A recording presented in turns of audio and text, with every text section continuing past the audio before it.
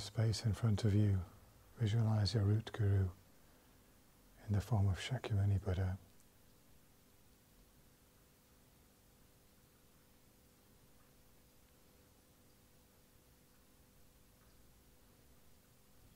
Generate a strong conviction that he is actually present in front of you. You can visualize him at the place where the Buddha statue is located.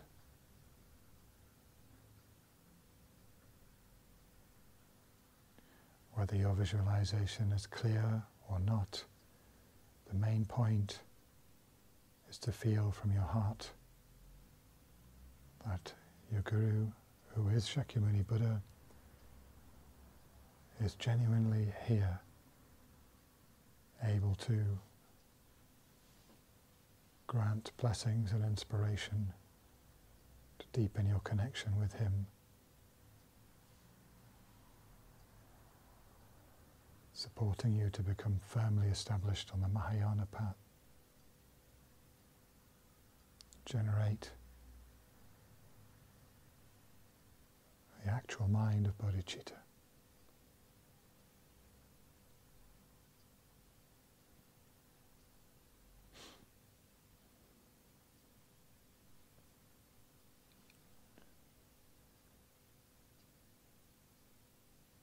So we should rejoice from the depths of our heart at our incredible good fortune, having met such a guru, such a teacher, having met the Mahayana path.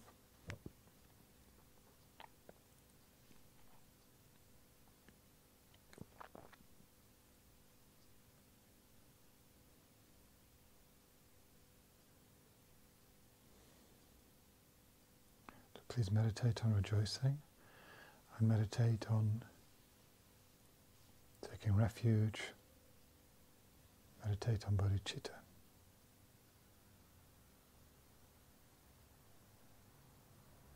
There's no distinction between these two if we are speaking of Mahayana refuge.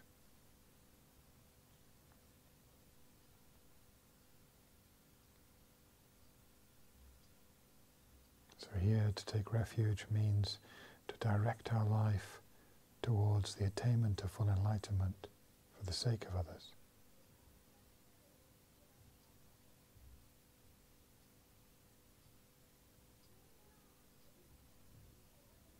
The ultimate example of such dedication is Shakyamuni Buddha himself.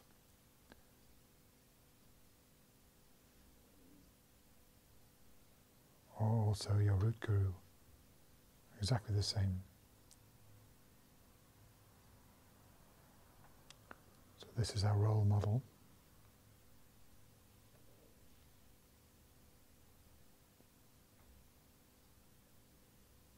Even though we may feel at present incapable of practicing such a path, we should cast such doubts aside. It may take many years, but this is our true home, our true destination.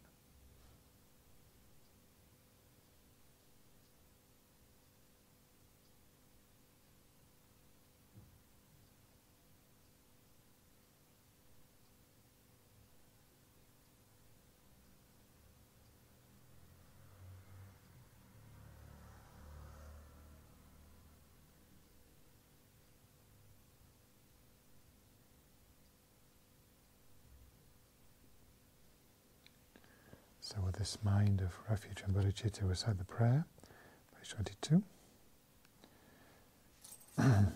Sorry, 20, isn't it? Page 20. Sangye chedang soki chonam la Changchu padu dagni kyapsu che dagi chenyen gi pesonam gi chola penche sangye drukpa jo Sangye chedang soki chonam la Jang chu pa du dag ni kam su che, dagi che nyen gi pe so nam gi, jo la pen che sangye juk pa jo.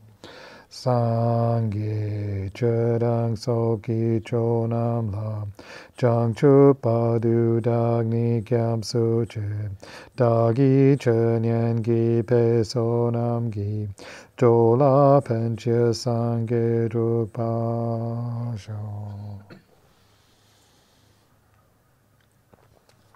Mandala offering 22.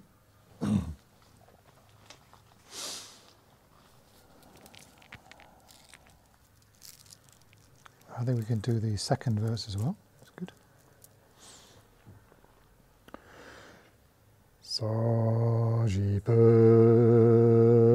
ki juk shing me dog tram ri ram ling ji ni de gen pa di sangye jing du mek de wa gi troku nam da jing la che pa jo.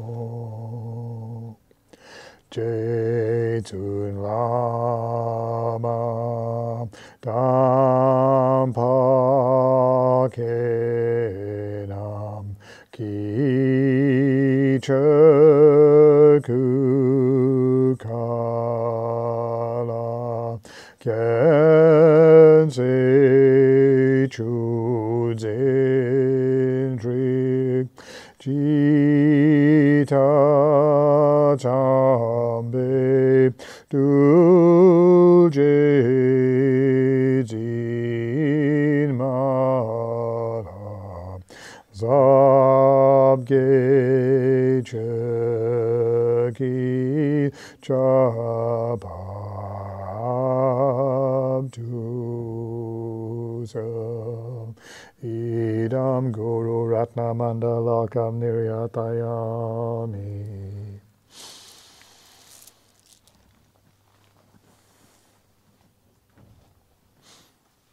Sutra.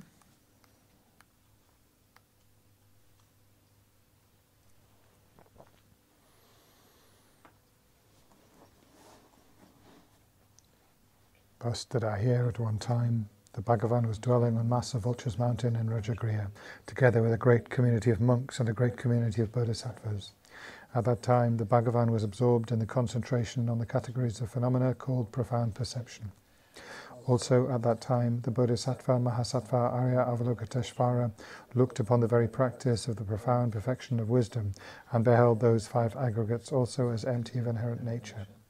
Then, through the power of Buddha, the Venerable Shariputra said this to the Bodhisattva Mahasattva Arya Avalokiteshvara: how should any son of the lineage train who wishes to practice the activity of the profound perfection of wisdom?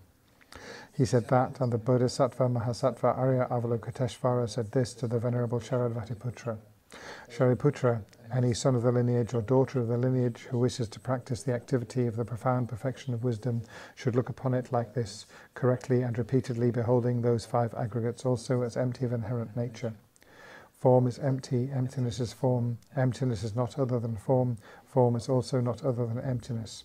In the same way, feeling, discriminational, compositional factors and consciousness are empty.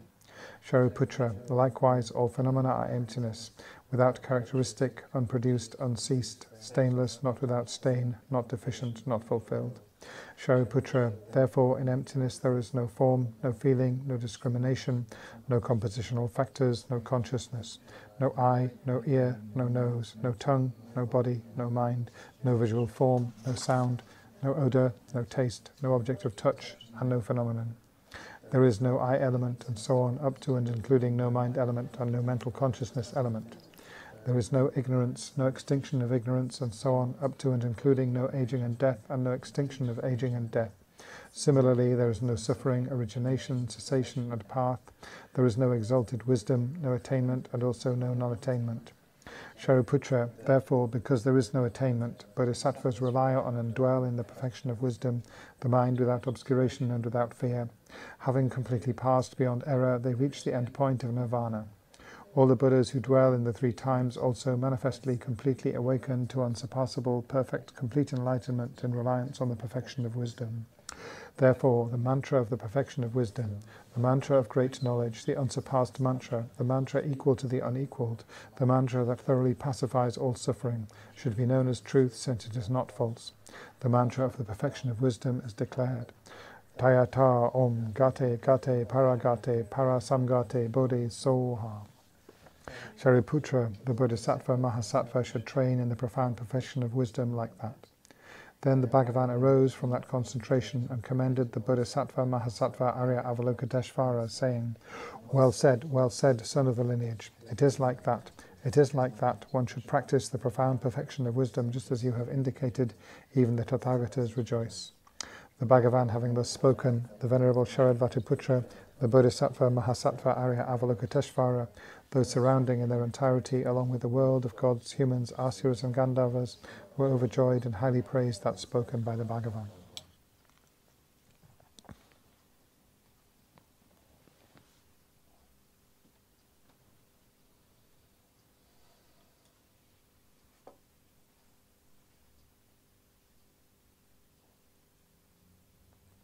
Oh, the surrounding assembly dissolves into Guru Shakyamuni Buddha. He comes to the crown of your head.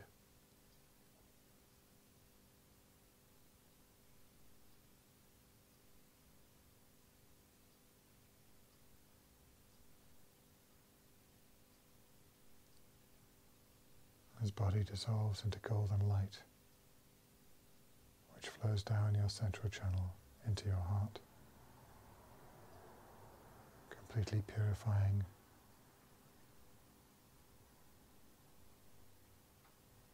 all your three doors, body, speech and mind, all negative karmas, suffering, confusion, delusions.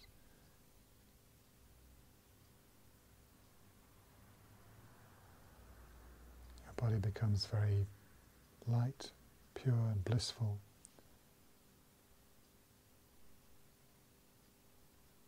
Your mind merges completely with the holy mind of Guru Shakyamuni Buddha. Like water poured into water.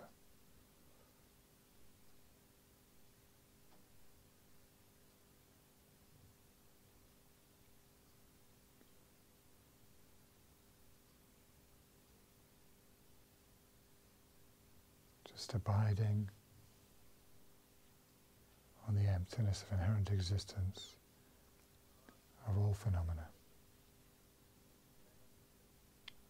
Absorbed in the space-like emptiness of the mind.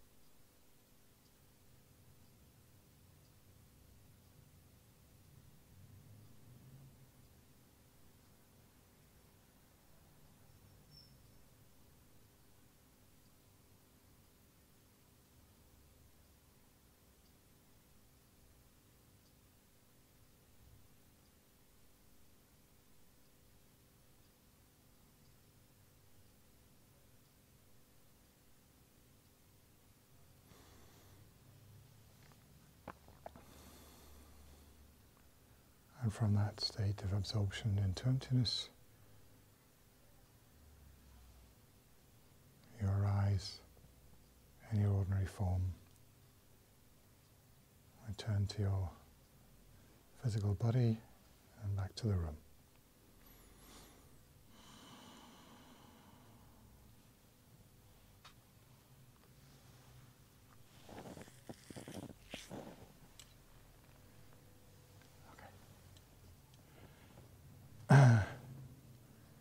A small logistical problem this evening. I don't have a text with me, so has anyone got one I can just look at for a minute, just to refresh my memory as to where we're up to? Thank you, Adam.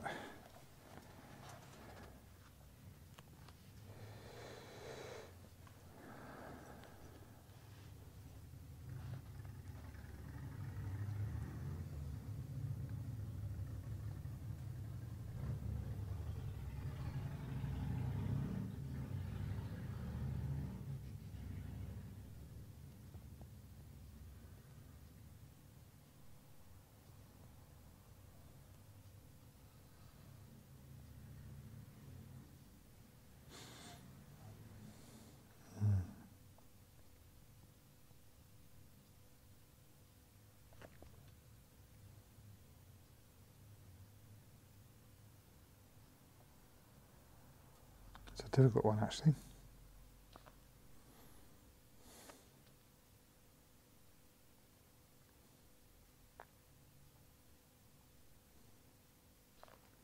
I think we did this. The next line, if I've got this right, is there are 3 objects, 3 poisons, and 3 sources of virtue. I didn't speak about that last time, did I? Don't think so. I think last time we were still on the... There are not many people, so we stayed on the... Yeah, sorry, last time we just did a Q&A, didn't we? But before that, it was the previous line, I think, that we looked at. The starting from your own side? Commence taking from your own side, I spoke about that.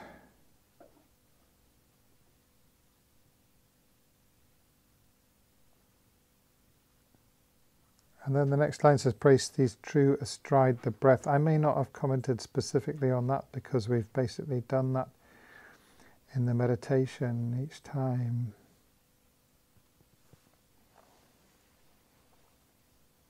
No, I think I spoke about that one, didn't I? There's a paragraph about saying sometimes we have doubts and wonder what is the use of this practice, for even though we visualize in this way, cows remain cows, insects are insects, our happiness does not go anywhere, and the suffering of sentient beings is not alleviated. This practice does not appear to change anything. I think I spoke about it. Yes, I did. Yes. So the next one, the 3 objects, 3 poisons, and 3 sources of virtue. Sorry, excuse me, holding on to the text, but I think I just need to do that for a moment. And before I go on to that, though, is there any anything arising from the last several weeks of not having any classes? Any questions or observations or experiences anyone would like to share?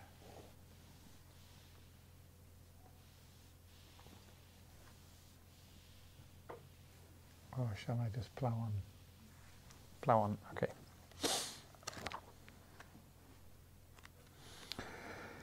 Okay, so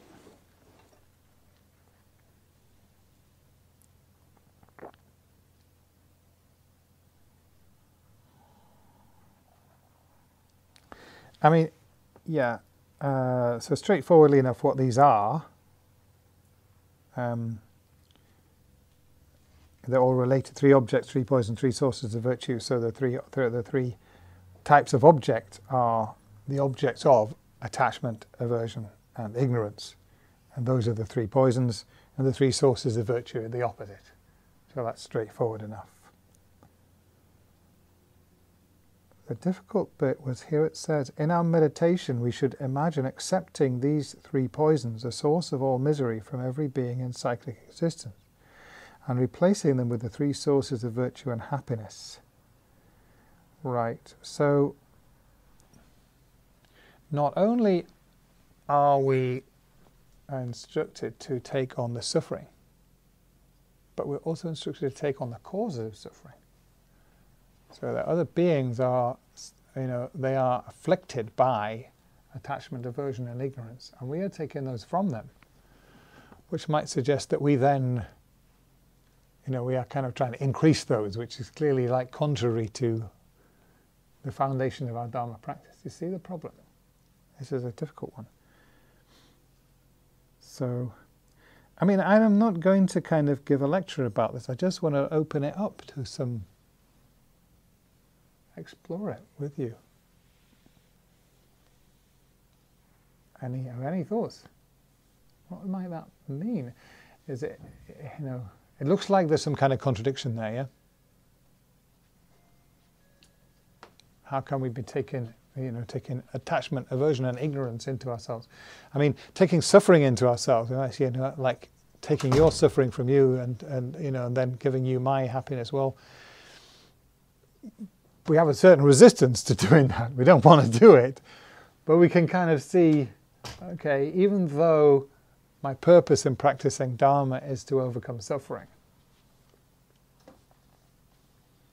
so it might seem a little odd to be taking suffering from others and not giving them happiness. And often, when people talk about it, and I've talked about it in this way, to kind of just slightly avoid the problem by saying, oh, well, really what we're doing is we're taking the suffering away from them. We're not inviting suffering to ourselves. I don't think that's really clear, because in terms of exchanging self and others, in terms of transforming the self-cherishing mind, the basis of it is, well, if I have the attitude that you're experiencing suffering, if I have the attitude, I would prefer me to have that suffering and you to have my happiness, if it could be exchanged, That's quite radical, but it's not doesn't seem to be contradicting our practice in that same way. Because if I take your happiness, your suffering from you, I can't experience any suffering that I haven't created karma for. I already have negative karma that's going to, result in suffering. So if I can take your suffering, actually I'm clearing that karma more quickly. So we can kind of overcome that sort of logical objection. I'm trying to overcome suffering, why am I taking suffering? Well, yeah, but you're going to experience more suffering anyway, so you can kind of, like that, you can explain. If somebody is afflicted by attachment or aversion or ignorance, then clearly, if I have compassion, I don't want them to have that. But it would seem to be quite contradictory for me to say, well, I'll have it. I'll take it from you. Okay? So I'm throwing it open as a question. Have anybody got any thoughts? Well, I guess if there is a problem, the problem was already with suffering and happiness. Because we can see that we're taking the suffering and giving happiness. Mm-hmm. We should go to the causes. If there is a problem. There was a problem already there. No? So the answer to that objection, that how can we take other suffering if what we're trying to do is overcome suffering? The answer was, I can't experience any suffering that I haven't already created the karma for.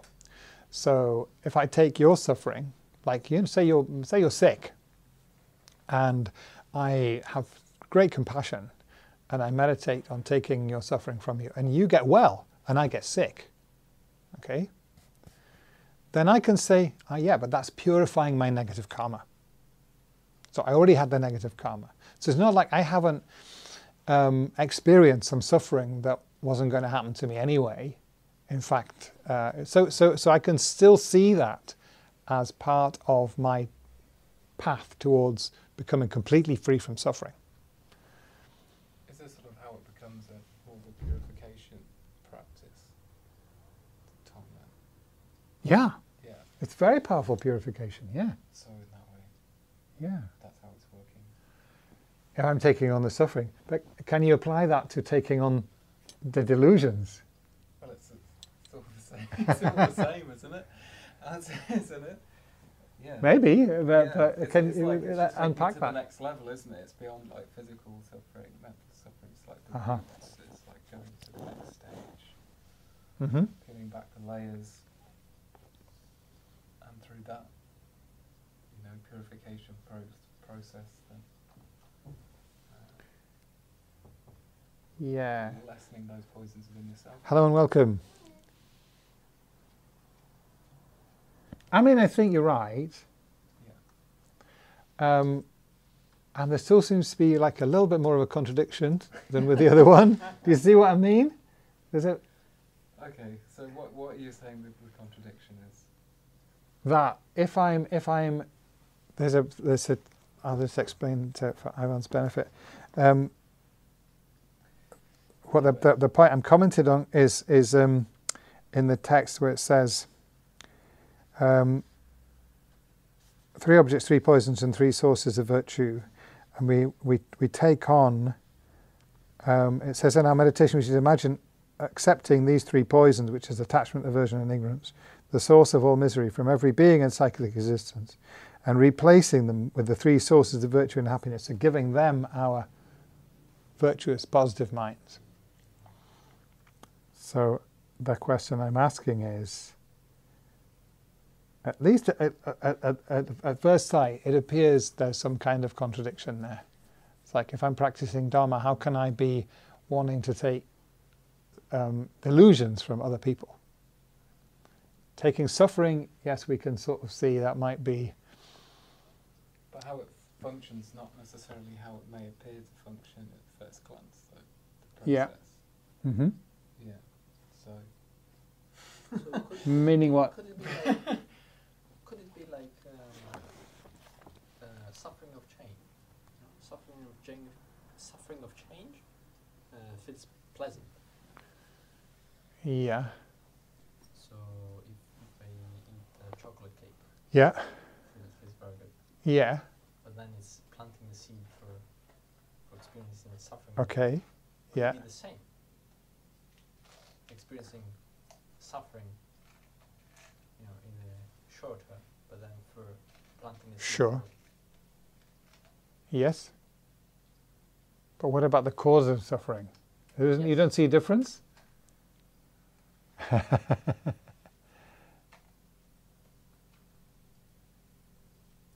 To me, there seems to be a difference. Because what you're saying is, if you're deliberately taking on the causes of suffering, the result's going to be suffering, right? That's what you're saying. Well, what I'm saying is that the whole essence of Dharma practice is to eliminate those delusions and generate the opposites. You don't go about that by having more. Yeah. Yeah. If I'm saying I want yours as well, Yeah. it looks like it's contradicting my Dharma practice. But surely that attitude then is diminishing self, cherishing. And Yes. self-love. So there is a little bit of, okay, can we reconcile those two seemingly conflicting aspects? Whatever. Does everybody see why they think there's a problem? Am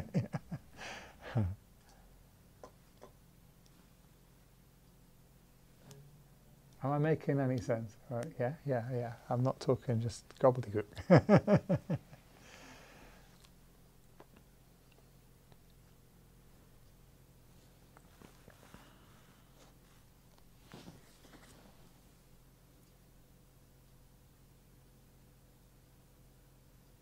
I mean, I suppose, I think it might be quite deep, but as I'm encountering silence, I'll try and say something about it.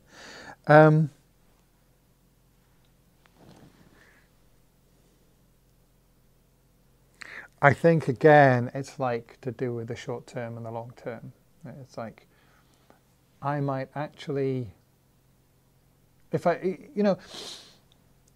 over and over again, in the teachings on Tonglen, they say, you know, the point isn't to actually take on the other sufferings and so on. The point is to transform your own mind. So if you do this sincerely, if you think, well, it's terrible that, you know, you have these delusions, if the only way for you to be free of those delusions was for me to have them instead, I would take them. That's clearly coming from compassion, isn't it? So ultimately, that can only have a positive outcome. It can only, you know, can only lead me to happiness. But in the short term, I might succeed, you know. And actually, if my meditation is very strong and I have a good karmic connection with you, that's quite possible, you know. So it's just a bit more, it's going even a bit deeper than taking on your suffering. To take on the causes of suffering as well, it feels even scarier. So it's like then I would have to have an even deeper level of trust in the compassion, in, you know, in the power of that compassion. That even if to free you from the possible suffering that you may have a delusion that might take you to the hell realms, you know, rather than you have to suffer that, I'll take it on, would require quite extraordinary courage, I would have thought. And in fact, the result would be that you wouldn't go to the hell realms. I mean, that's pretty much guaranteed, I would have thought, because the compassion there is so profound. That's what's going to be more active. But in the short term, you might experience some delusions. You might then do some negative action and experience some suffering, you know. But everything would be all right in the end. You know, it's this karma, it's such a deep, such a profound subject. And that's what this is about. A lot of this is about karma. If you were doing that, Yeah. if you were doing that, surely you'd understand the reasons why Yeah. they're deluded. Why? They're deluded. Where the Yes. deluded mind comes from. The reasons why. You probably would, yeah. So wouldn't you'd be thinking of the causes and conditions. I mean, I think it would be Why very they're there in the extraordinary. first It would be a really amazing. You know, if you actually you were doing this meditation so strongly that you actually were able to take their delusions from them and experience them and then act on it, that would be quite extraordinary. But that's what you are, you know, you are expressing through that meditation. If you do it really sincerely and genuinely, you are saying, I would be willing even to experience that, for you to be free from this, from the delusions and the suffering that they're going to lead to. Then rather than that, I would take them on. That's not what will happen. You know, like what will happen is quite the opposite. But it's not impossible. You know, if you you know, certainly with the straightforward kind of manifest suffering like sickness and so on, even death, you know, there are quite a few stories of bodhisattvas who have, rather than this I think I've told this one before, of Serkong Rinpoche, who was His Holiness the Dalai Lama's Karo Chakra master.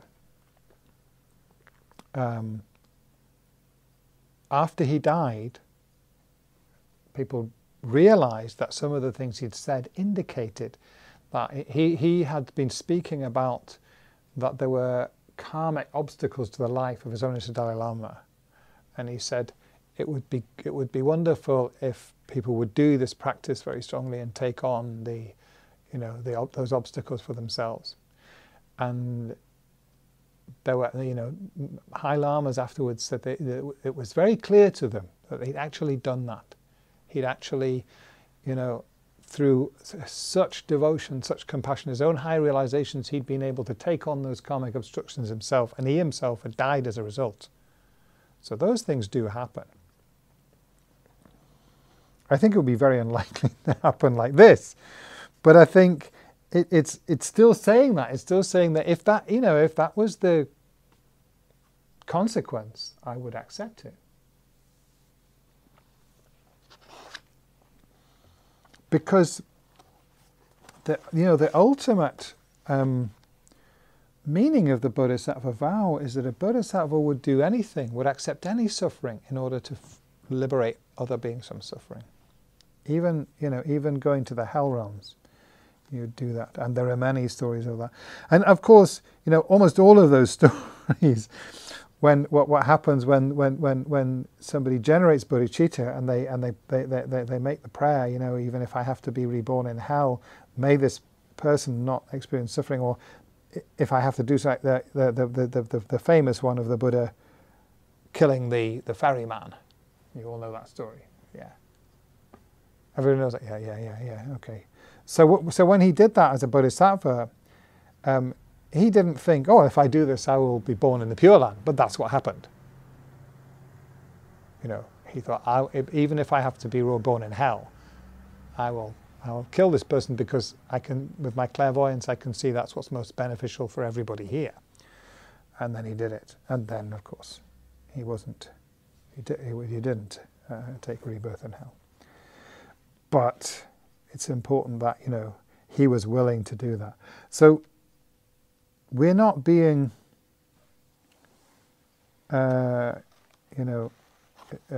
advised to right now be willing to accept rebirth in hell. It's a kind of like an aspiration. At this stage, we can't practice like that. We can't practice. I can't say, I will take on some karmic obstacle to my guru and accept death, and then it'll happen. It won't happen like that. I don't have those realizations to be able to do that because I have too much attachment to my life, in fact. But if I make that my aspiration, that I want to practice and work towards, to be able to have that non-attachment, to be able to have that complete devotion, to be able to have that selfless compassion in the future, then at the moment I'm practicing like visualizing that as a possibility. And visualizing as a possibility that in the future it will come about. And then when it does come about, because now I have great fear, if I think of, oh, God, am I going to go, am I going to become sort of, so that I will be willing to experience torture and death and the sufferings of hell for others? I don't want to go there. But when I have the ability to do that, it won't be a problem. Yeah? And that's how it is for the Bodhisattva. It's not even a problem. It wouldn't happen anyway. It wouldn't happen. But if it did happen, they would be fine with it. They would be fine with being reborn in the hell realm. Now that's a very, very high level of realization. For us, that's impossible to even conceive of. But what I'm trying to, what I'm kind of driving at is to somehow begin to break down that wall where we think that this is not me, I can't be a bodhisattva, So it's like now what we can think is, we can try to sort of break down our skepticism that one day I could be like that, and I want that, even though right now I know I couldn't, take that on. Can I right now want to be somebody in the future who would be willing to take on all of that suffering? That's the kind of direction, that when we think about bodhicitta, that's what we're. So I think there's a lot of resistance to it, I want to be. I'm just little me. I don't want to go there, So I'm trying to kind of bridge the gap of sort of reality around it. That these bodhisattvas are completely different kind of being from us, and I could never be like that. Yes, we can. We can slowly, progressively expand our ability to have compassion and to, to be self-sacrificing in small ways where we can see that it works. And there's no limit to how far we can develop that ability. Yeah. So to try and break down that resistance, that, this path is It's okay. I can do it. And I think particularly with Westerners, our tendency is to think, well, if I can't right now, you know, genuinely wish to be reborn in hell for the sake of others, then it's no good. You know, I'm not. Do you see what I mean? It's like we have to accept the reality of where we are now. Our capacity at the moment is limited, and that's absolutely fine. Yeah, it doesn't mean there's any shortcoming in our practice. Right now, that's what we're capable of, and the fact that we've even heard of such a thing, you know, is amazing. We can think, one day, you know, this life, next life, or 10,000 lifetimes from now, I'll be able to do that.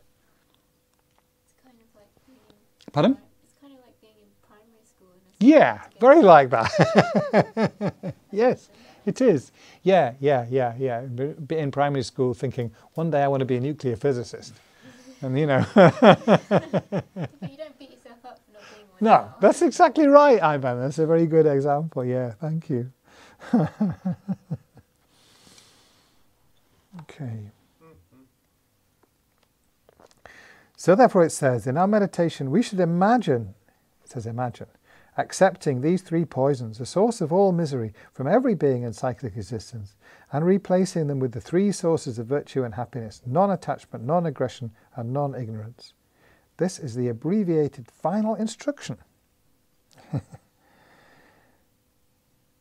Yeah. Because what we want is all of those, you know, beings, everyone, to be free from those three poisons. So we visualize, we imagine taking those from them and giving them the opposite. Non-attachment, non-aggression, and non-ignorance.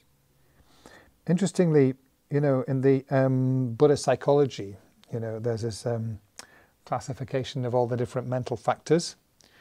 And so attachment, aversion, and ignorance are three of the root delusions, negative mental factors.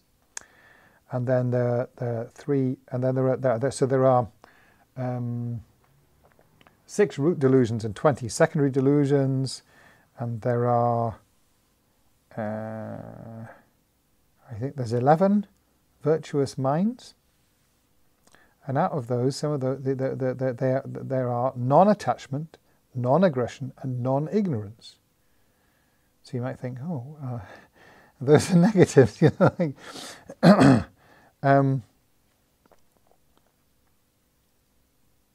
so you think, are those virtuous minds? Because it looks like just not having attachment, like, is just not having the negative mind. That should be neutral. Yeah. Minus 1 minus 1 is 0. Is that right? No. 1 minus. Yeah, that's right. Yeah. Minus 1 minus 1 is 0, isn't it? You should know that.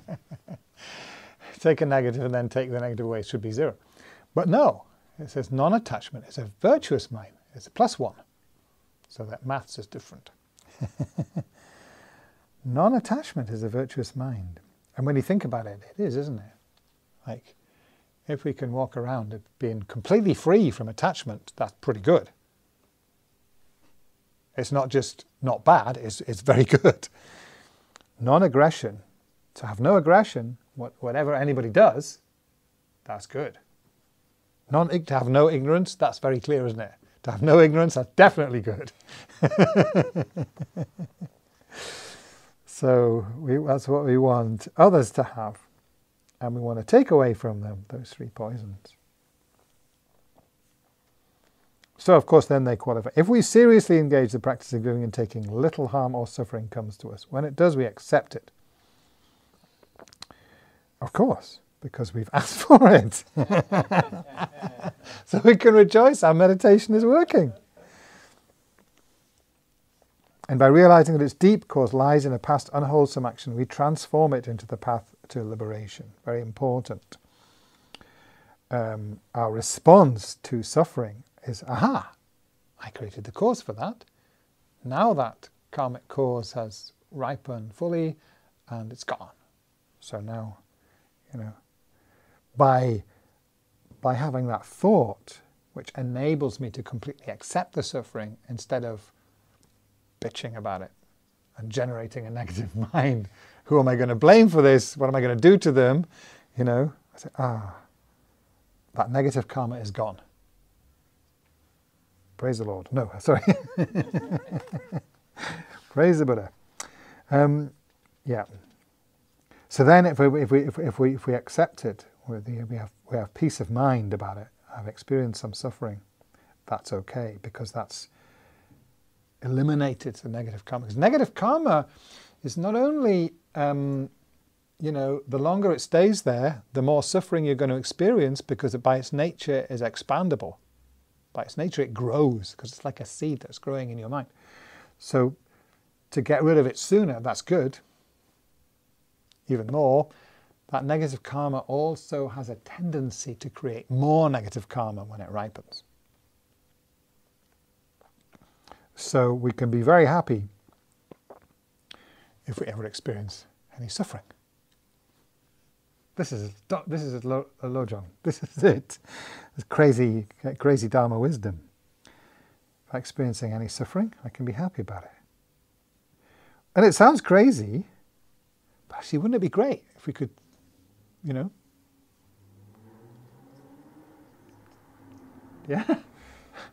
to be able to, whenever something happens, like I crashed my car the other week. Yeah. Could be happy instead of really miserable, and adding more suffering to the suffering that's inevitable happened because of my karma.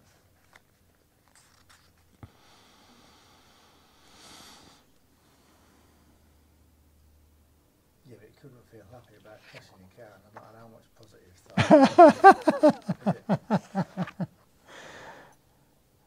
thought. You mean I can't exactly rejoice in the fact that my driving was a bit dodgy, or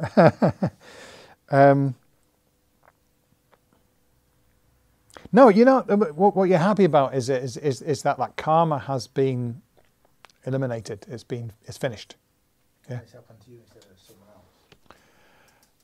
someone else. Yeah, you can do that as well.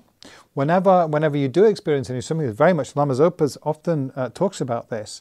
Like if you're suffering cancer, the best thing you can do is to practice Tonglen. Say, and then like you don't really have to say, "May I have even more cancer from somebody?" You can say you can practice that by experiencing that cancer, you are taking the suffering from others. Yeah, and you can do that with any suffering. Lama Zopa's teachings on this are so priceless. There's oceans of them. I mean, all Lama Zopa's books, you'll find these kind of teachings. Especially, obviously, transforming problems. Amazing, jewel-like teachings in that book. But there's a wonderful book called Ultimate Healing, where he did a healing retreat with a group of people who all had terminal illnesses, and was teaching about how you can use this. You can use your terminal illness as a vehicle for practicing bodhicitta, basically, and completely transform. And in many cases, people are cured. I mean, there are many cases where. So far from making your suffering worse, it has completely the opposite effect, actually. Almost always. That's the actual result. For one reason, because not being able to accept suffering has a very negative effect on health. Having sort of upset mind, stress, anxiety, resentment, all of these things are very damaging to your physical health. Whereas the opposite minds of compassion and acceptance and so on are they can really help the body to be able to heal itself. But even if it doesn't, then you can have peace.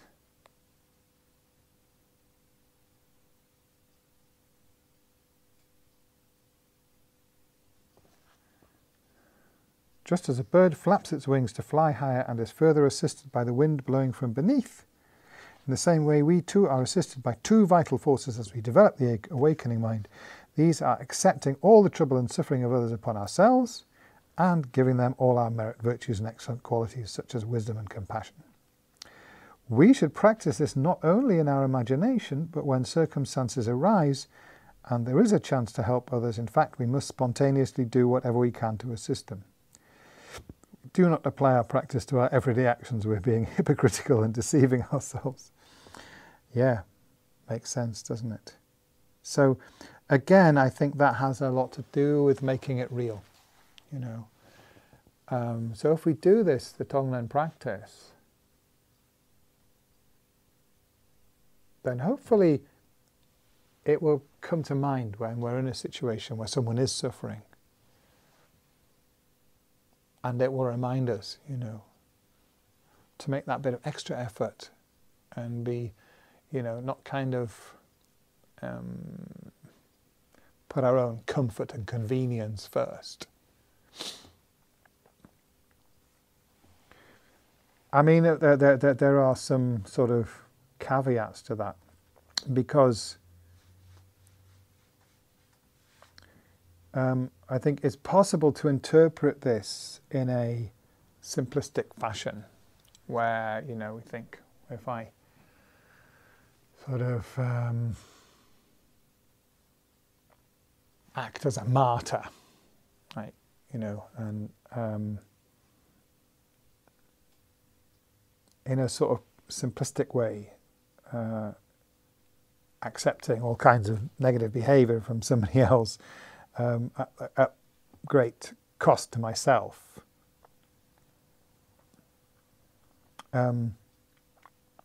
Outwardly, because this is an inner practice.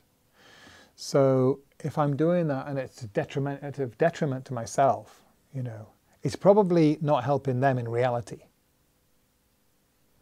So allowing people to exploit you isn't helping them, for instance. And it's not helping you. And if someone is in the habit of doing that,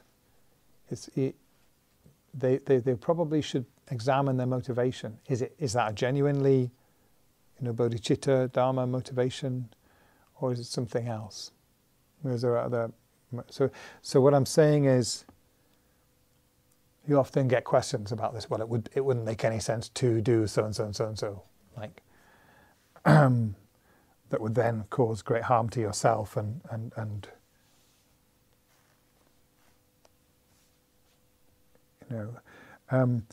if by doing some self-sacrificing act it damages your ability to help people the next day, is that a good thing? So we have to use wisdom, but what I'm stressing here is that these things go wrong when we interpret it just in terms of the external situation, and don't look at the motivation in the mind. That's the important thing. Yeah, and sometimes there can be a sort of, there's a Tibetan phrase of idiot compassion. It's one thing where, you try and do something to help people on an outer level, and it's quite disproportionate the sort of what you've put into it. In terms of it may be very detrimental to you, and not all that helpful to them in the long term. Or not helpful to them at all in the long term, just helpful in the short term.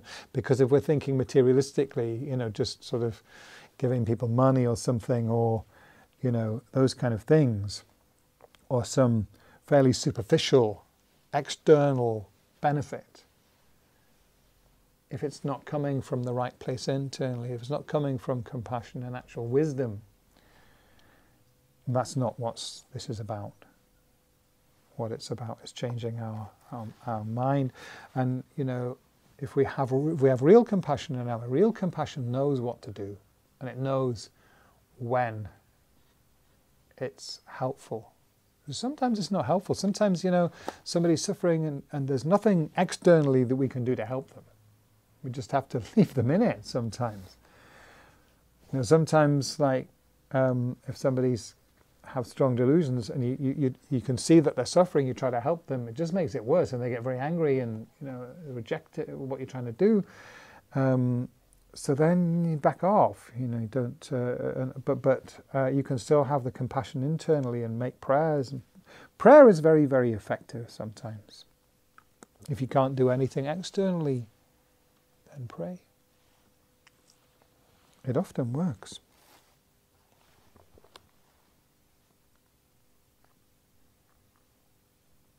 So, but what the text is saying is that, you know, if we come across a situation where we can help, even if it's a little bit inconvenient or uncomfortable, then we should do it, and we should kind of make the link between our meditation practice and the rest of our life, rather than them being in separate compartments. Yeah. So, remember this by repeated recollection. We must be constantly aware of whether we are training our mind correctly or not. We should watch carefully for any erroneous attitudes that may arise and recognize correct thoughts so that we can utilize them to their fullest extent. It is like reminding ourselves again and again that, for example, we have a letter to write. So this is mindfulness. And mindfulness is thought about a little bit differently in the Tibetan Buddhist tradition than in the Theravada tradition or in the secular mindfulness training or whatever.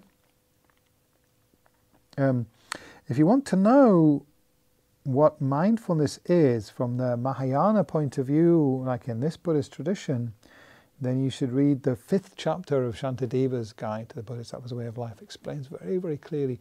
And mindfulness there is introduced because it's the basis of the training in moral discipline. It's the second of the 6 transcending perfections is perfection of moral discipline. And how do you perfect moral discipline? It's by mindfulness, by remembering what are the actions that you have undertaken, committed to cultivate, and those that you have committed to abandon.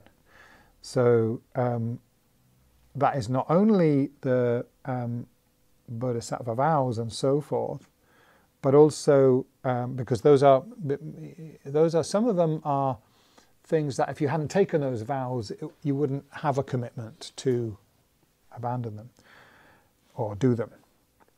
But also the 10 non-virtuous actions, for instance. You don't have to take a vow.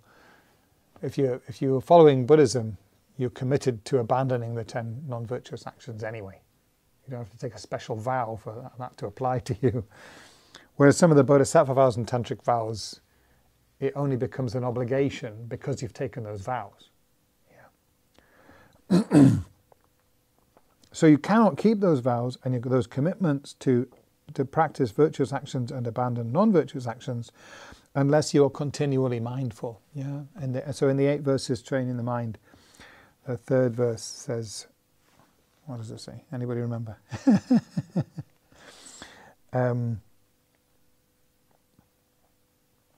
I always start from the beginning, so I have to go through. Being tender,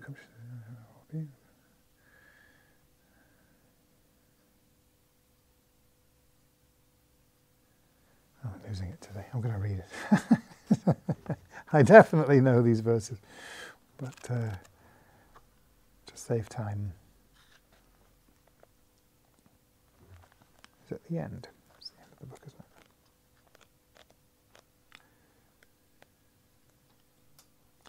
Examining my mental continuum throughout all actions.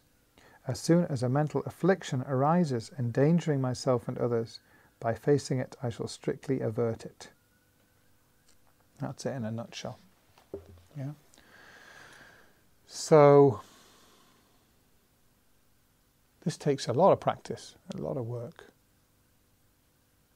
You know, when we become distracted, we kind of lose this kind of background awareness of, I'm supposed to be practicing Dharma here. You know, when that goes, we can slip, you know. So we train to gradually become aware continuously of our Dharma commitment, so that if we're in a situation where there's a temptation to do something that is negative, we know, we're aware, and we think no. Training in mindfulness. So it's not quite the same as what we get in the MBSR training or whatever. It's specifically about bringing awareness to the discernment of what is right action and what is not.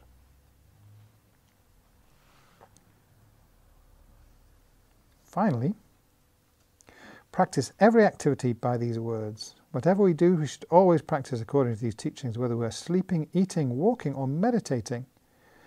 We can maintain the practice of giving happiness and taking on misery. No matter what we are doing, we are always breathing. So that we can always continue the meditation in conjunction with the breath from our heart. I hadn't read this one. This is kind of upping the ante a bit, isn't it? We should do this 24 hours a day. Even when we're sleeping, according to the text. Okay. So that would take quite a bit of training, wouldn't it? This is when we talk about, you know, these two levels of bodhicitta. Now we had a discussion with Dechen about this when she was here, because there are two distinctions. One is between aspiring bodhicitta and engaging bodhicitta. Yeah, so aspiring bodhicitta is the aspiration to become a bodhisattva, and engaging bodhicitta is practicing the bodhisattva's path, if you like. And then there's another distinction between fabricated or artificial bodhicitta and spontaneous bodhicitta. So when someone becomes a bodhisattva, they have spontaneous bodhicitta. That is, the thought of bodhicitta arises naturally every moment in their minds, whatever's going on. So even when they're asleep, bodhicitta is there. So even when they're asleep, every moment they're generating enormous amounts of karmic merit. It's amazing. So, yeah. So this is what this is referring to, that ultimately through this training, you know, it might be we start out, we're doing it 3 minutes a day, and the rest of the day we're all over the place.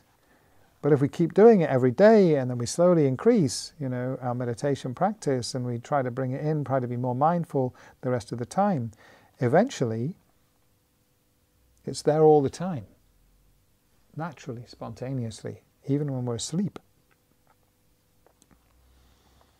So this is a progressive training. Again, now, you know, it's whatever level we can do now is okay. As long as we keep doing it. As long as we don't give up, as long as we don't quit, as long as we don't think, I've been doing this for 37 years. I've been doing it for 37 years, and I'm still feel like a beginner. I really do. You know, it's true.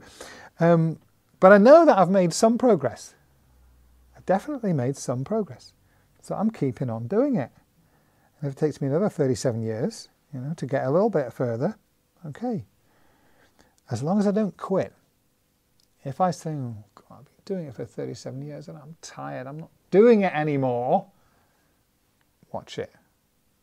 That's one of the things that you know, there are not many things on this path that are really dangerous, but that is, the more kind of deeper we've gone on the path, and the more we kind of have taken on this commitment, to really kind of reject it completely is very damaging, very damaging. But if we don't do that, if we can, and of course what that usually comes from is, you know, trying to take on more than we have capacity to take on at the moment, you know, and burdening ourselves with a sense of guilt. I don't want that. So we have to be gentle with ourselves, Lama Yeshe says, yeah.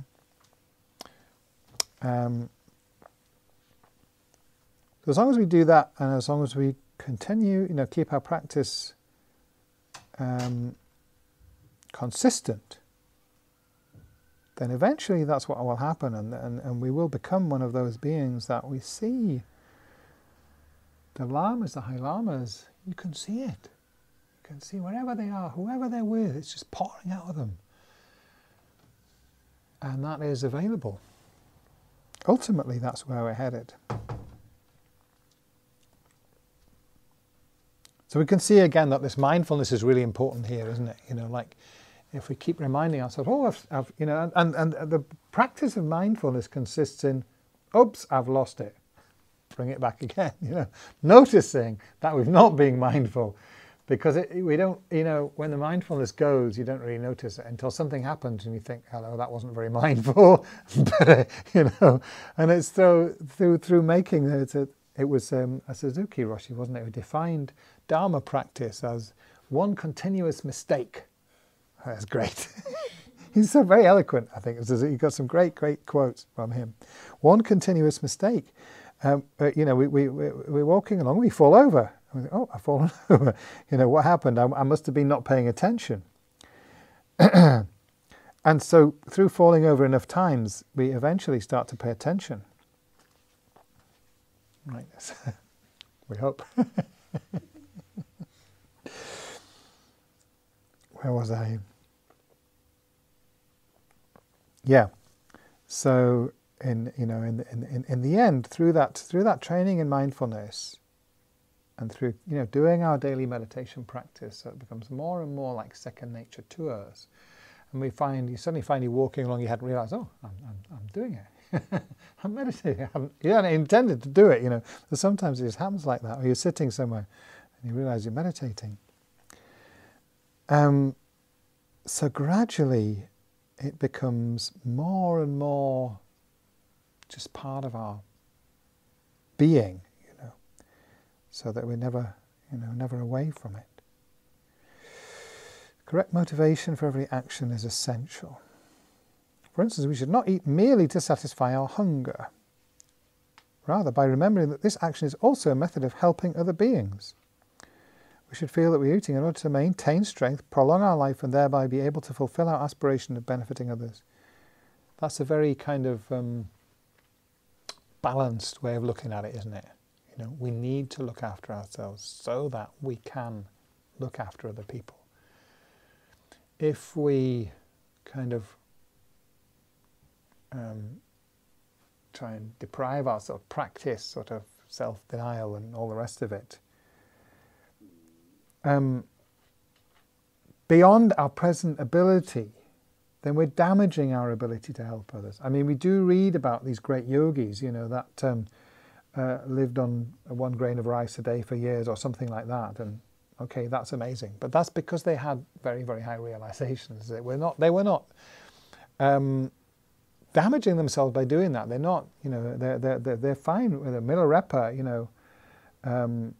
his body turned green because he lived on nettles, and all it became, all of these things. But he was blissful all the time. I mean, he was not suffering in his mind. I mean, his body, you could say, perhaps was suffering, but he wasn't suffering because he had the ability, he had the capacity to do that. At the moment, we don't do that. We don't have that, and it's a very important precept that we should look at. We should not abuse our 5 aggregates, our body, speech, our body, mind, and so on. In this way, eating becomes a part of Mahayana practice.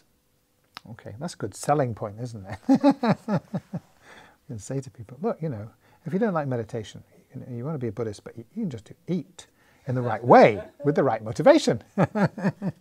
All our daily activities can be worthwhile if we use them with similar motivation. If we are now young and in good health, we should use our energy for inner development, so that one day we may be in a position to truly benefit others. If we have the opportunity to meditate, we should not waste our time on frivolous activities. Often I find I don't really want to do it. And then when I do it, I'm so glad I did it. Do you know what I mean? Does anybody recognise that pattern? Yeah. Oh, I don't want to do my meditation this morning. Well, I've got to do it. I'm so glad I did that, you know. Whereas if I'd gone and turned on the daytime television, I might not have that thought afterwards. I'm so glad I did that. No. So here's a typical sort of Tibetan analogy. If a traveller from a country where there are few consumer items visits another country where such things are available, he should buy as much as he can while he is in that favourable situation. If he returns home empty-handed, he will have missed his opportunity, will continue to lack what he needs. So just like that, if we were, yeah, don't know what, a wealthy Indian going for a holiday in Dubai, something like that. Here we are, the Westerners who have all these material things, but where so many of them are spiritually starving. And here we have, you know, this like unbelievable spiritual wealth that we've mysteriously bumped into.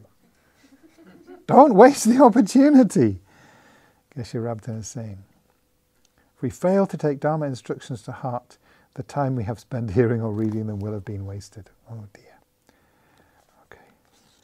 So I think that's it for this term, because that's the end of the chapter, and I think it'd be good to start the next term with the next chapter. We can have a party next week if you want to, or we can have time off, I don't mind.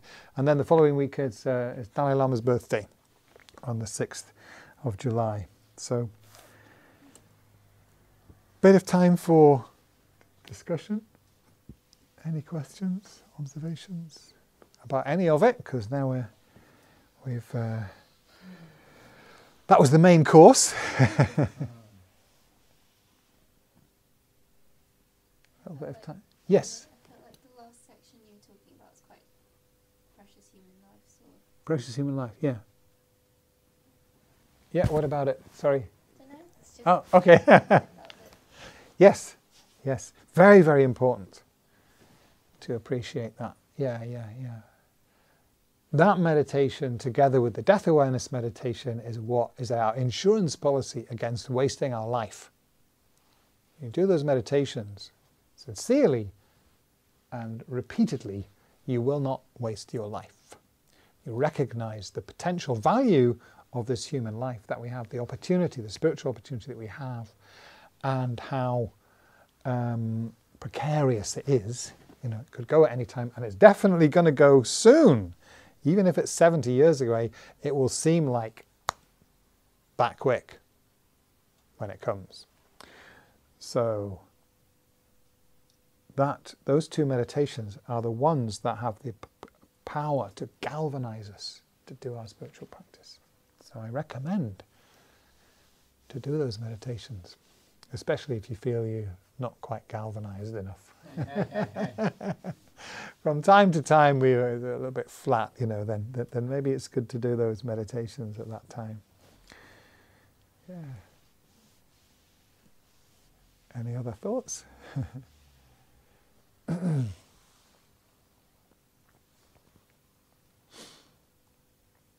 Is it kind of starting to come together, make sense that it's something that you can feel, you could integrate, you know, you could work with this stuff?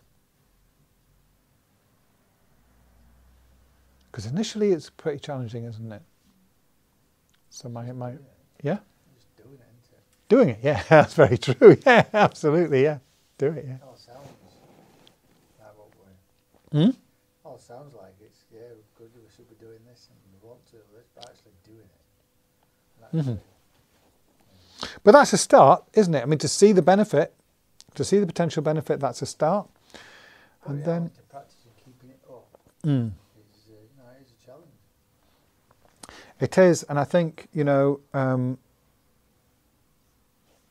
those two meditations are very good for waking us up. And then, if it's feeling like a struggle, you know, then don't check that you're not sort of setting the bar too high, sort of, you know, setting yourself up to fail by saying, well, if I'm not doing an hour's meditation a day, it's not good enough. You know, if it's 5 minutes, it's fine. It's just the thing is to make it consistent. You know, and even if it's 2 minutes or one, you said, what did you say, 1 minute or? Yeah, 30 seconds. 30 seconds. Okay. if it, you know, much better to do 30 seconds every day than to do an hour 3 times in a row and then stop. Well, in terms of applying the mind training teaching, so Yeah. even just having the thought of, oh, I've created the karma for this when you're in the middle of a difficult situation. Yeah. Having like kind of one thought about it. Oh, yes. Yeah, absolutely. And then like resuming your usual suffering self. Yeah, that's right. I mean, you know, because our tendency is to belittle our achievements and overemphasize our failures. So we should try to, like, mind training is all about turning it around, celebrate the success. And if you slip or kind of, you know, lose it completely for 3 weeks, you know, well, okay, yeah, that's pretty normal. You know, I'm just normal. Start again, get back on the horse. And, you know, this one of the most dangerous sort of, one of the kind of, you know, biggest pitfalls I find is what's called the laziness of, what's it called? Laziness of despondency. That's right. That's what it's called. The 3 kinds of laziness. There's the laziness of indolence, which is the one that we all know. You know, it's like I don't want to get out of bed in the morning. The laziness of attraction to worldly actions, which is what, as most people think of, is the, you know, joyous effort or enthusiasm. You know, it's like, you know, having tremendous enthusiasm for something that is not Dharma.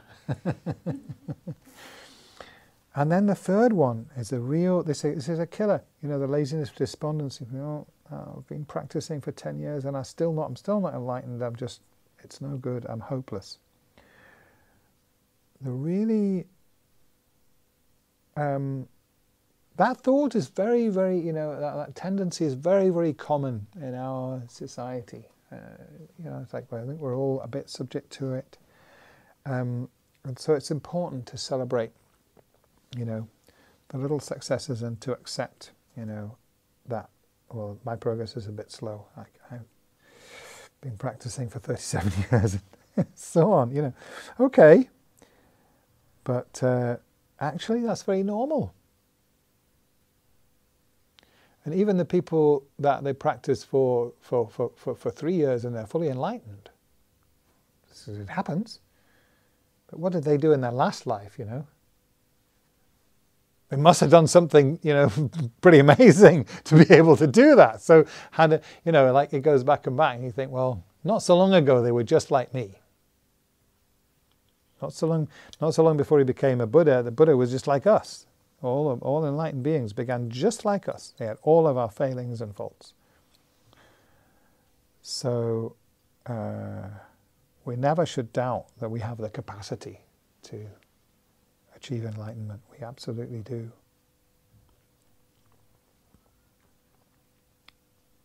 Just need to keep doing it, as you said, Bob. Okay. What else?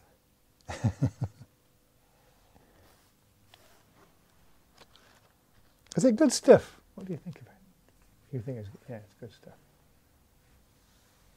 I think it is, and it takes some getting to grips with. Really, it's, you know, it's not easy. It's not easy teachings, but it's gold, pure gold. Yeah, yeah. I think, you know, if we take this stuff to heart and we take it seriously, Tantra becomes very meaningful. If we don't, Tantra's no big deal. It doesn't do much for you. If we work with the Lojong teachings, this practice is the best foundation. You know, that then, first of all, you know, Tantra, we often hear, like, it can be dangerous. If we have this foundation, it can't be dangerous. And then sometimes, like, you know, it's easy to sort of go on for the wrong track with Tantra, and you know, but if we have this, our tantric, if we do these practices, we will be able to successfully practice Tantra, is my view. It's what will keep our Dharma practice pure. And if our practice is pure, our Sutra practice is pure, then the Tantra will go very smoothly. And yeah. I think that's what is meant by, union of Sutra and Tantra. Yes. Yes. And also, I'm supposing, on a practical level, this is sort of like the main work. Yes. You're also It is for us, for sure, yeah. putting the imprints of the tantric practice there as well. But then after Yeah. a while, things will shift. Yeah. I mean, in many ways, I think this Lojong lineage is particularly it's quite close to Tantra in the way that it was about transformation. Tantra is all about transformation.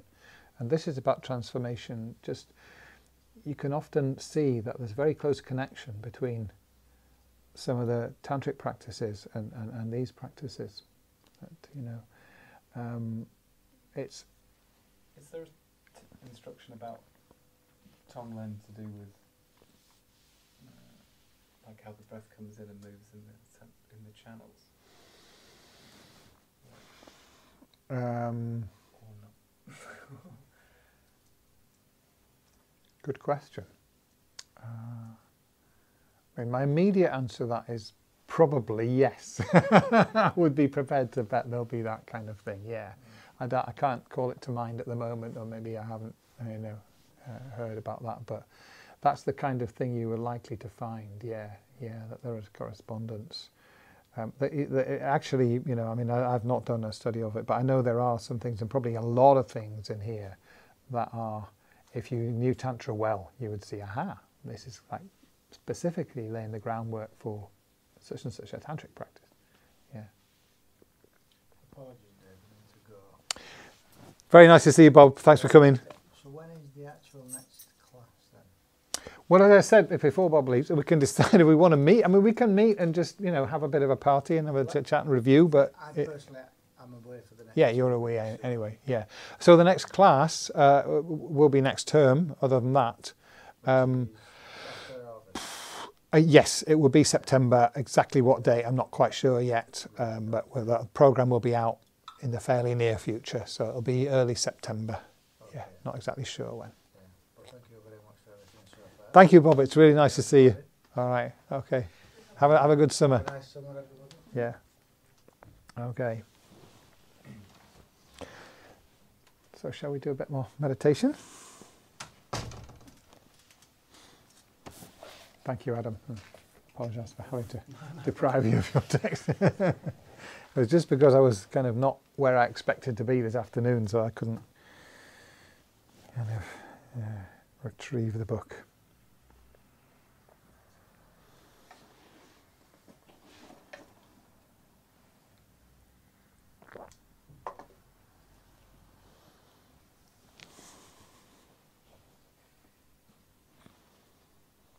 So I think rather than doing a guided meditation, it would be good to just finish with, we've got about 15 minutes before we need to dedicate. So for that 15 minutes, we'll just do silent meditation and we will do the Tonglen practice.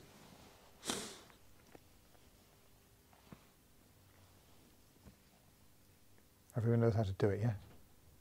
You're not so sure? Then I will lead it. I will lead it. Okay. So let's just begin with a few minutes of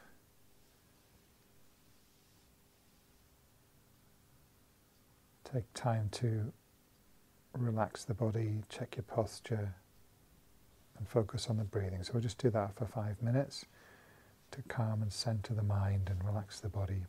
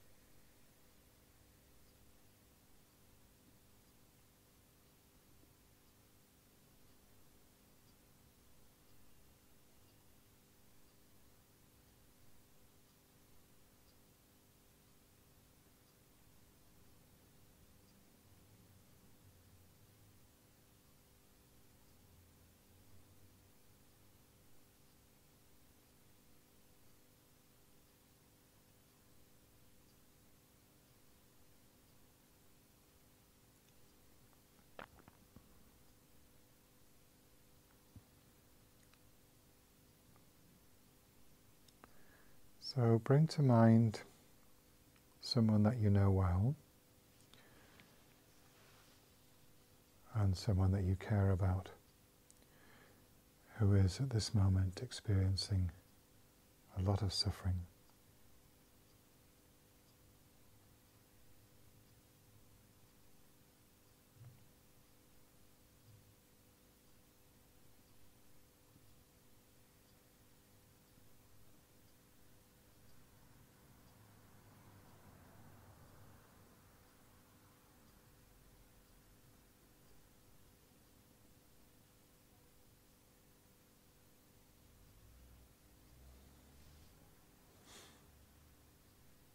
And when you've decided upon who it is that you're going to focus on, then very vividly imagine that person is sitting in front of you at this moment.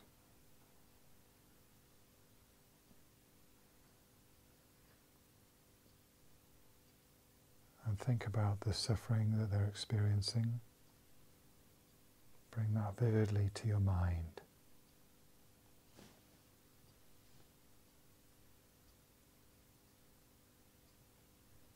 Think about how deeply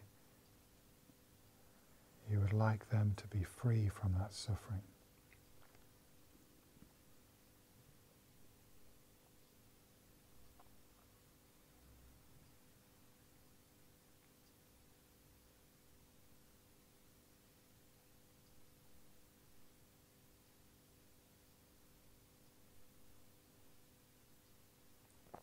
And to make it more concrete,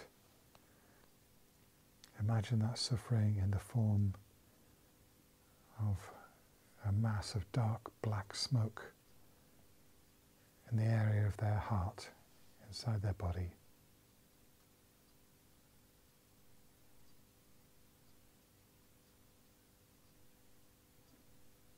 Inwardly decide,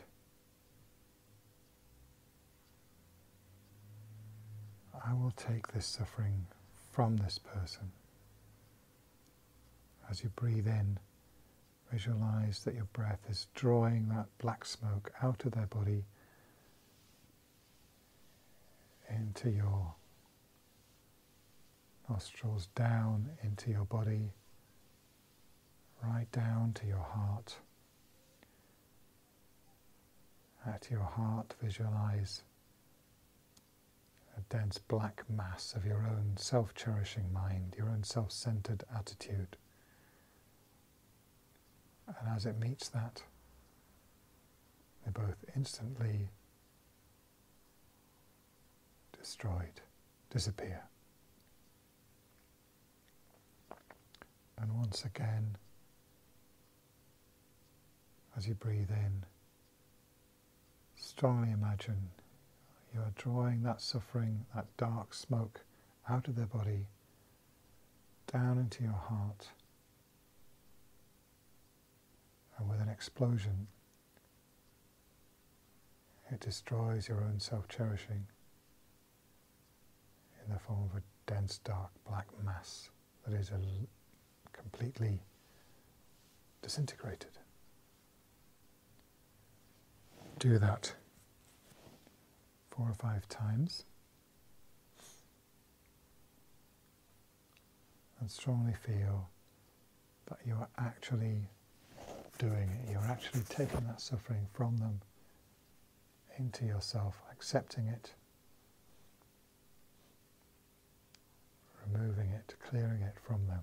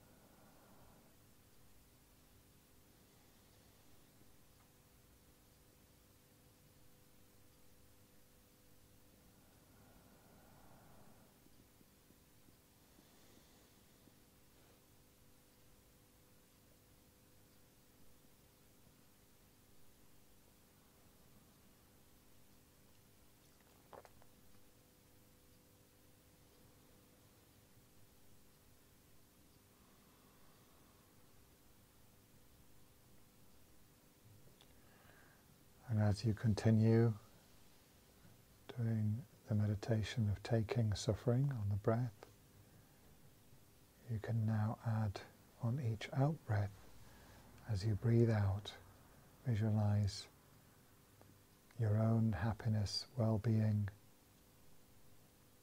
and peace of mind, taking the form of pure white smoke that leaves your body through your nostrils, goes towards them, enters their body, fills them with peace, happiness, and well-being.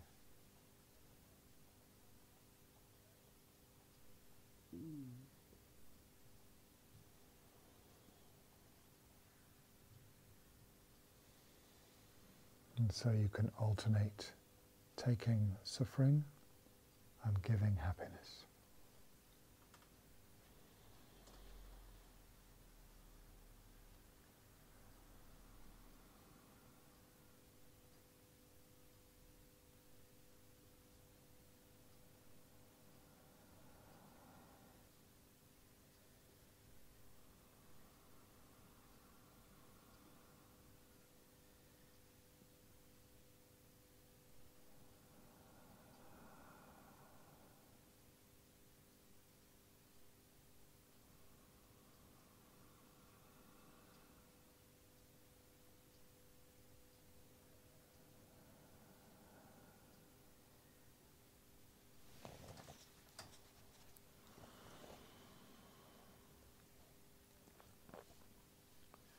So really feel each time you breathe in that suffering is getting less. As you breathe out, each time this person is experiencing more and more peace, happiness, health, and so on.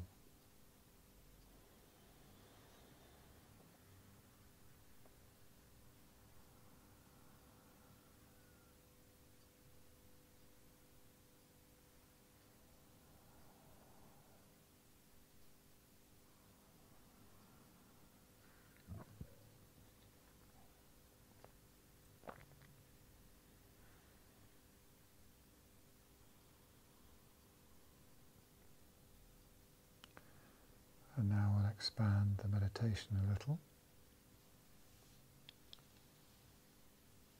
Think of another person known to you who is experiencing some kind of suffering. Visualize them seated alongside the first person, and as you breathe in, you are drawing out that suffering from both of these people. Take a moment or two to just generate a clear visualization, clear memory thought of what their suffering is like, and your wish to alleviate it. And then begin again the taking and giving. Taking suffering, giving happiness with each in and out breath.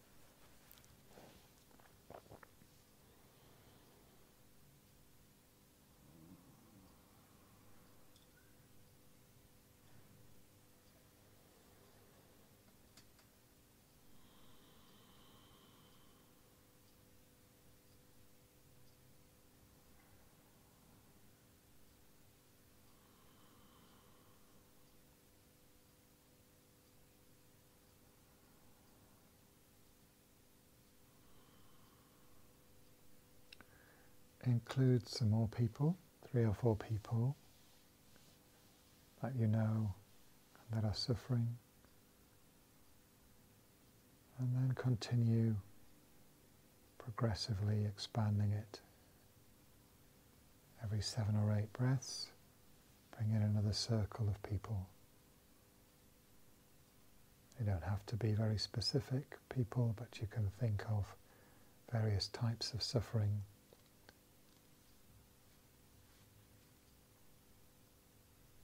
Sickness, aging, anxiety, poverty or debt, relationship problems, all of these things. We'll do that for a few minutes, just bringing more and more people, whether they're specific individuals or just people you imagine with different types of suffering. Slowly expand that vision.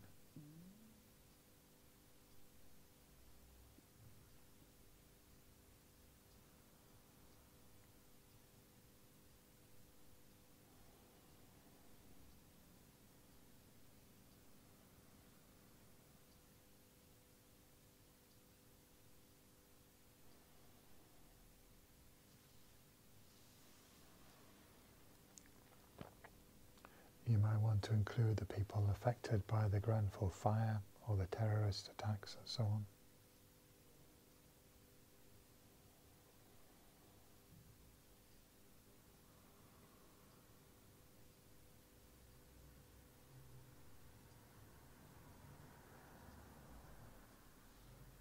Or any kind of suffering.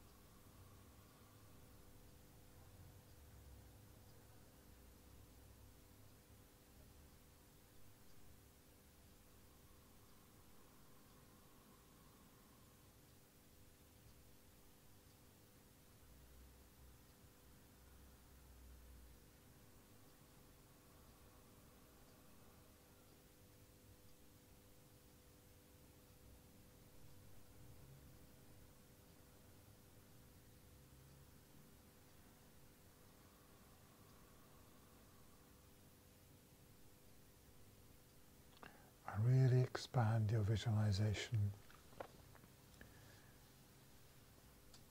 Bring in everyone in this whole city.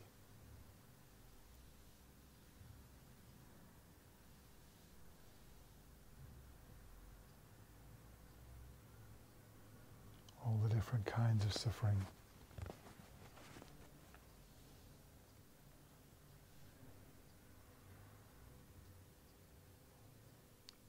different types of sentient beings.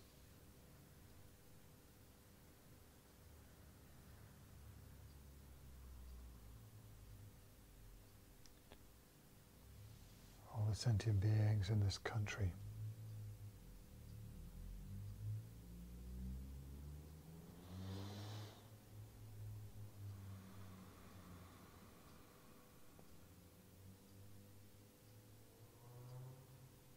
All of whom at some point in the past have been your very kind mother, brother, father, sister, son, daughter, husband or wife.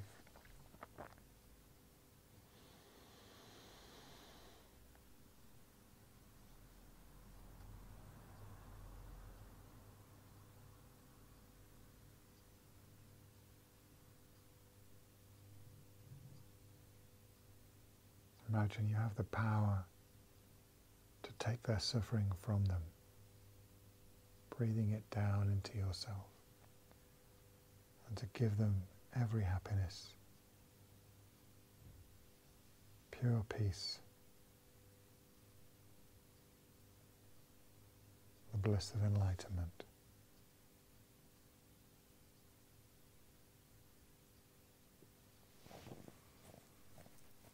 Include everyone in this whole world, all sentient beings in this world, in all the worlds beyond.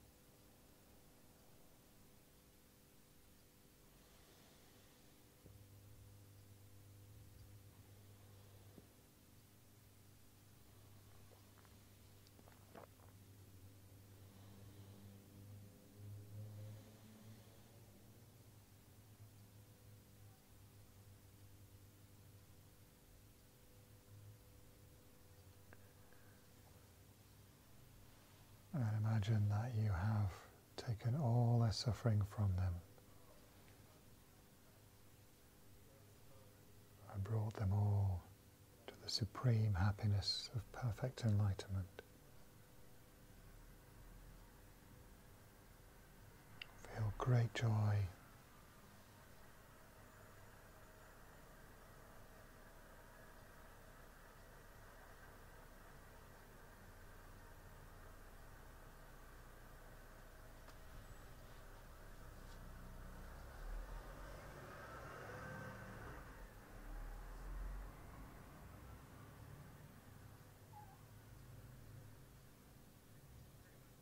Don't think this is a meaningless fantasy. Ultimately, this is your destiny. In time, you will develop the ability to completely free others from suffering without any limitation. So this is just bringing your mind closer to that future reality.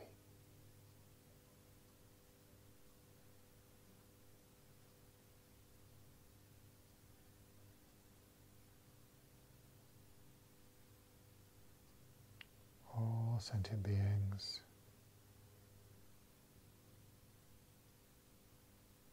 all those you've had karmic connections with in this life and in all your previous lives, infinite sentient beings, all now placed in the state of complete, perfect peace, ultimate bliss, including, of course, yourself.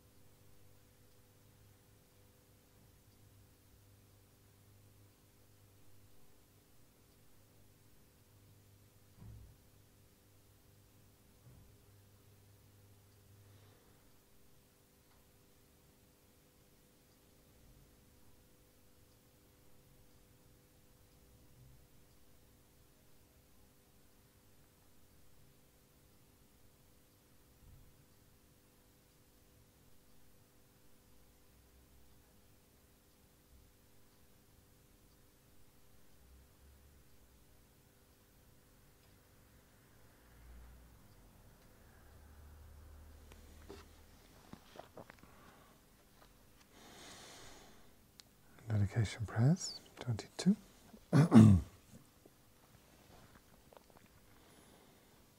As it's the last class, we'll do them all. Jang Chum Sam Chok Rinpoche Ma Ke Panam Ke Gyo Chi Ke Wa Nyam Pa Me Pa Yang Gong Ne Gong Du Pel Wa Zhong Ke Wa Di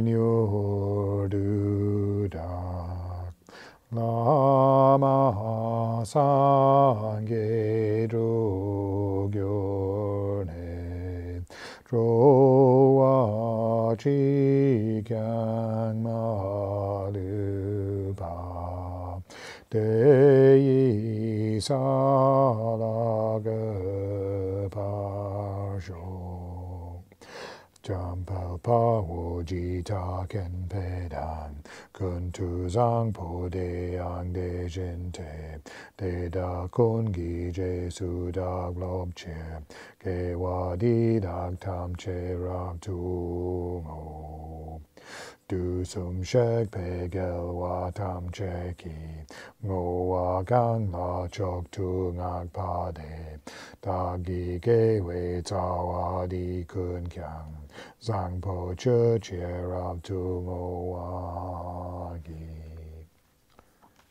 Long Life Prayers, 34. Tup Tzu Chang Jing Jam Gun Gel Wei Ten Zin Ke Pel Wei Kun Ze Dog Por Ze Chok Som Kur Wei Leg Men Tu Dru Pa Dak Sok Du Je Gun Du Jab Ten Chok Gang Ri Ra Wei Kor Wei Jing Kam De Pendang Dewa Malu Jung Wei Ne Chen Re Zi Wang Tenzin Gatso Yi Jape Si Te Bardu Tengyo Chi.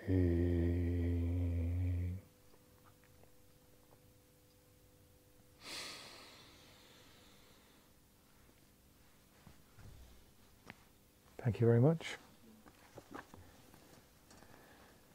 Okay. Does anyone feel we should get together next week and have a little party, or should we just leave it? Huh? That's a good question. You, right? I can go. Well, I guess that's enough. All right, well, I'll see you next week then.